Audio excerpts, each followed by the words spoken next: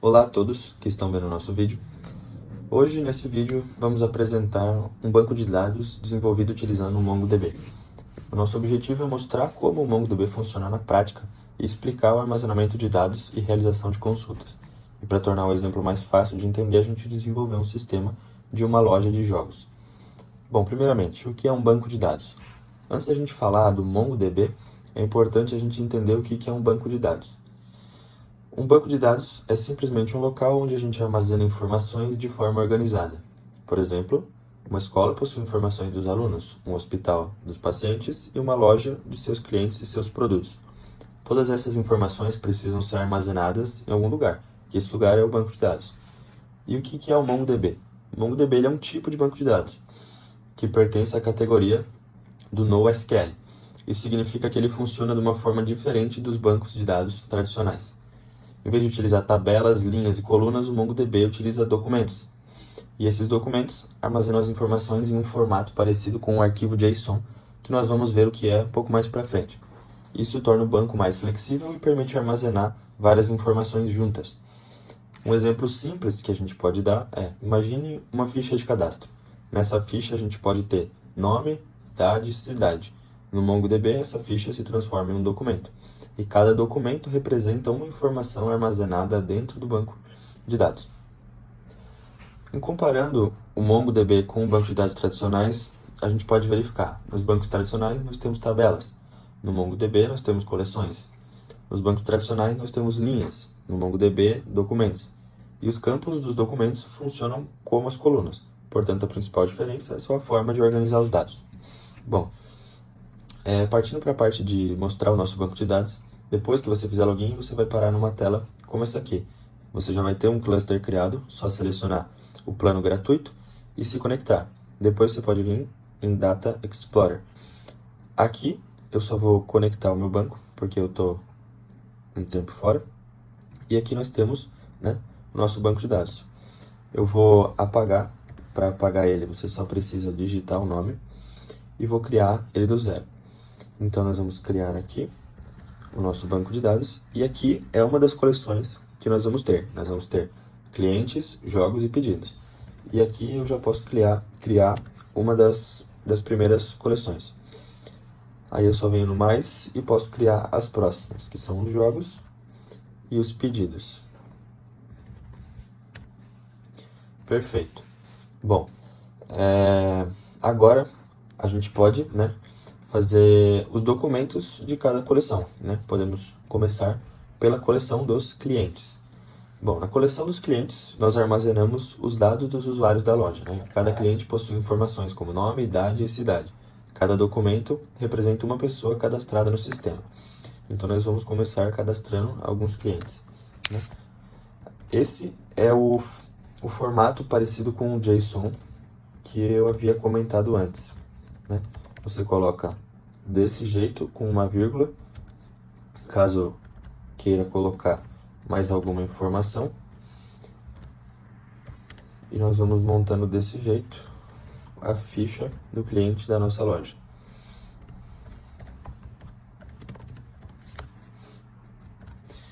E, a princípio, é dessa forma. Todos os clientes que nós vamos criar para dentro do nosso banco de dados é dessa forma. Então, eu vou criar todos esses clientes e eu volto em um instante. Bom, voltando com os clientes criados, nós criamos 3 deles e nós podemos partir para a coleção dos jogos. Bom, na coleção dos jogos armazenamos os produtos que são vendidos pela loja, né? Cada jogo possui um nome, uma categoria, um preço e uma quantidade no estoque. E essas informações permitem que a gente controle os produtos disponíveis. E aqui nós vamos adicionar os jogos. Como eu havia dito antes, cada jogo possui um nome. Nós podemos dar um nome para o jogo.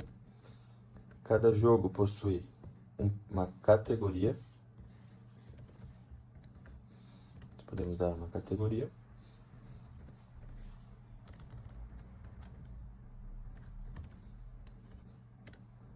Cada jogo possui um preço. Nós podemos dar um preço. E também possui um estoque, que é a quantidade que nós temos desse jogo. E aqui nós podemos inserir, né, o nosso jogo. E eu novamente já volto depois de inserir alguns outros jogos. Bom, voltei com os jogos criados. Aqui nós criamos 4 jogos e podemos passar para a coleção dos pedidos.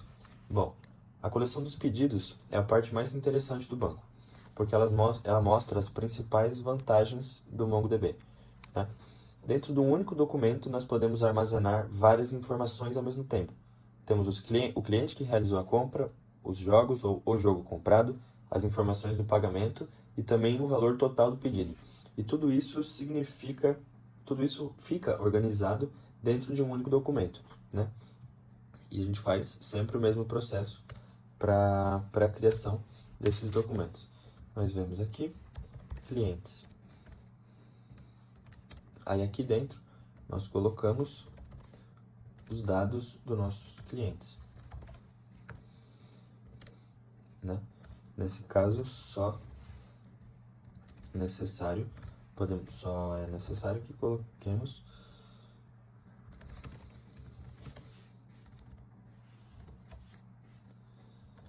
cidade e o nome do cliente. Aí nós podemos colocar também os itens que foram comprados.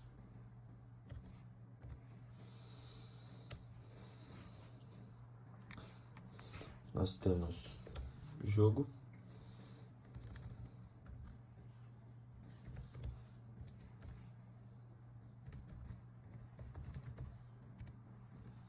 Nós temos o preço desse jogo.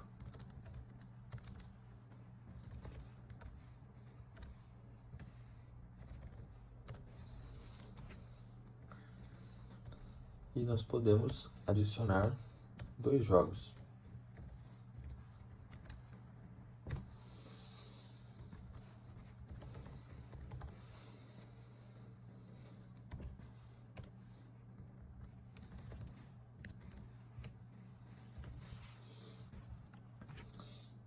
E também colocamos aqui logo abaixo o pagamento.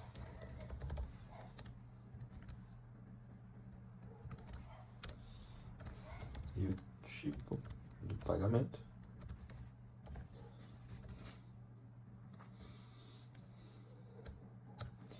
E logo abaixo colocamos o total da compra, que foi 150. E eu já volto também colocando mais um. Bom, voltamos agora com os pedidos preenchidos.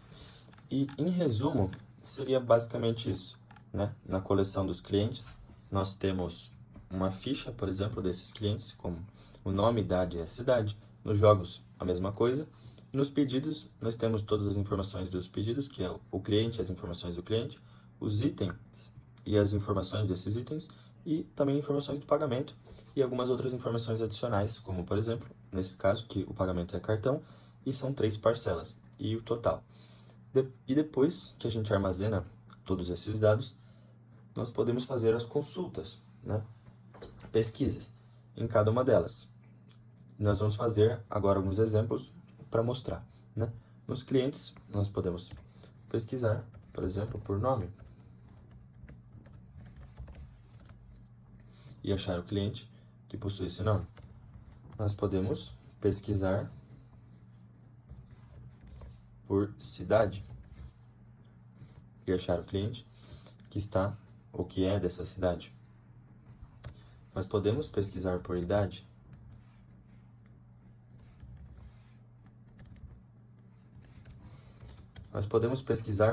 de uma forma interessante. Fazendo dessa forma aqui, nós podemos pesquisar os clientes que possuem uma idade maior que 19 anos, usando o cifrão GT19. Nós temos apenas esse cliente. Se nós quiséssemos que fosse menor que 19, é só substituir o G por um L. E nós achamos os clientes que têm idade menor do que 19 anos.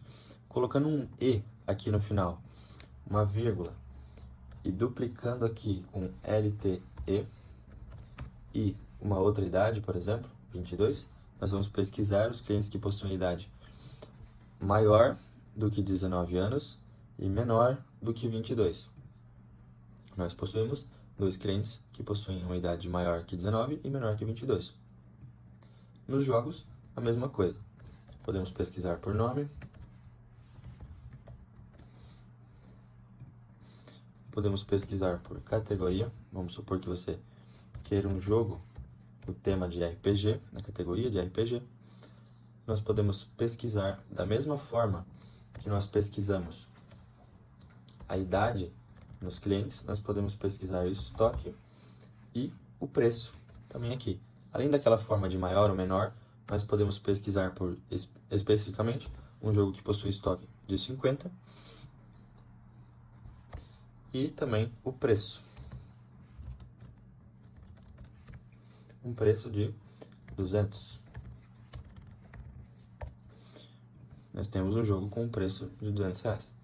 E nos pedidos, semelhante. Nós podemos pesquisar, só que, como nos pedidos nós temos, dentro de cada um desses campos, nós temos o campo cliente, que tem o nome e a cidade, nós temos os itens, que tem o jogo, o preço e o pagamento, que possui o tipo, nós pesquisamos dessa forma.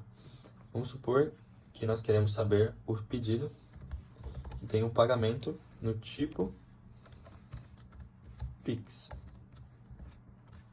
Nós colocamos pagamento.tipo Pix.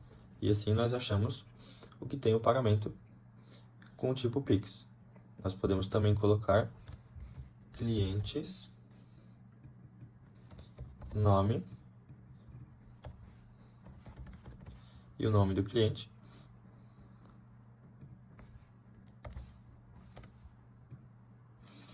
Cliente, nome e o nome do cliente.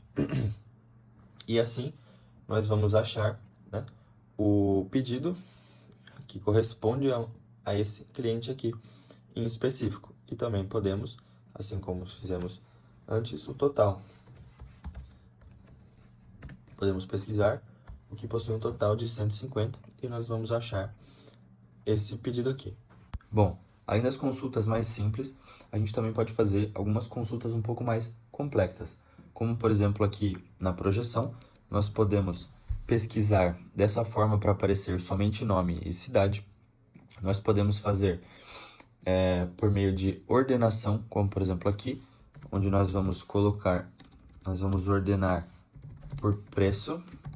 Aqui vocês podem ver que está 100, 200, 300, e dessa forma ele vai buscar 300, 200, 100 e 50, sempre do maior para o menor. E aqui nós podemos também fazer agregação, vindo em Aggregations, Add Stage, adicionar um estágio. Aqui, por exemplo, nós podemos selecionar Group, e aqui nós podemos colocar, por exemplo,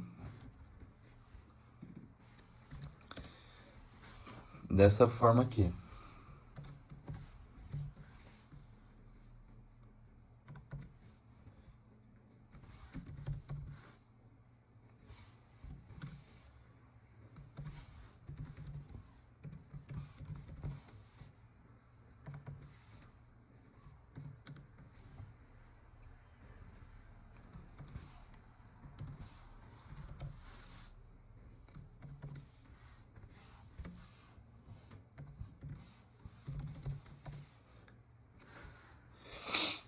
Isso aqui vai trazer a média, né, dos preços dos nossos produtos.